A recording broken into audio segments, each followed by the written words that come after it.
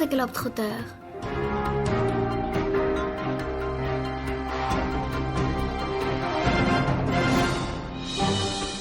Bonjour et bienvenue dans ce 35e Flash Info de Vendée Globetrotter, présenté par les élèves de CM2 de l'école André Malraux.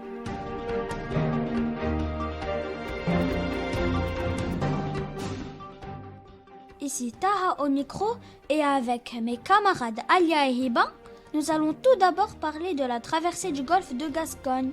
Le départ s'est bien passé pour tous les skippers sauf pour Fabrice Amédéo qui a dû rentrer dès la première nuit, précipitamment au Sable d'Olonne, pour une réparation.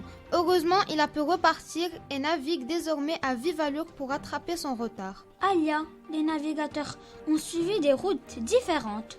Effectivement, Tara, les skippers les plus prudents sont passés à proximité de l'Espagne pour bénéficier d'un temps plus calme. Jean Le Cam a néanmoins évité une catastrophe de justesse. Il s'était endormi et son bateau fonçait tout droit sur le cap Finistère. Heureusement, il a pu faire un virement de bord à la dernière minute et poursuivre sa route. Quant aux autres skippers, Hiba, Ils sont passés plus à l'ouest pour profiter des vents forts d'une dépression. Mais il y a eu quelques dégâts comme sur les bateaux de Kevin Escoffier et Armel Tripon. Et Sébastien Simon a même avoué avoir eu le mal de mer. Jérémy Bayou a subi une grosse avarie, Alia. Oui, le skipper de Charal a heurté un ovni, un objet flottant non identifié. Il rentre en ce moment au Sable d'Olonne pour réparer son safran. Jérémy Bayou devra repartir avant mercredi midi pour ne pas être disqualifié. C'est un coup dur pour l'un des favoris du Vendée Globe. Le reste de la flotte s'est regroupé au large du Portugal. Jean Le Cam est en tête et sera ce soir à la latitude de Tanger au Maroc.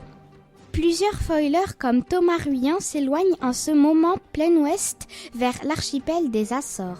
Nous terminons l'émission avec la navigatrice Alexa Barrier qui nous raconte comment elle a subi cette première tempête. Salut les kids! Bon bah ça y est, le mauvais temps est passé. Cette nuit ça a été très rock'n'roll on peut dire. Il y avait du vent, surtout ce matin à partir de 4h du matin qui est monté à plus de 80 km/h. J'ai pas trop mal manœuvré, j'ai fait attention à mon bateau et à moi, mais c'était quand même assez fatigant. Et les vagues faisaient jusqu'à 4 mètres de haut.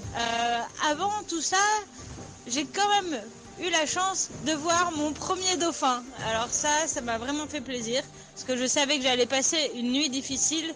Et de voir un petit dauphin nager à côté du bateau, ça m'a remonté le moral. Et je suis prête à attaquer cette journée, le reste de la course. Oups là, une grosse vague, avec le sourire. Je vous embrasse fort. Et à très vite, ciao. Nous vous donnons rendez-vous lundi pour un nouveau Flash Info de Vendée Globetrotter.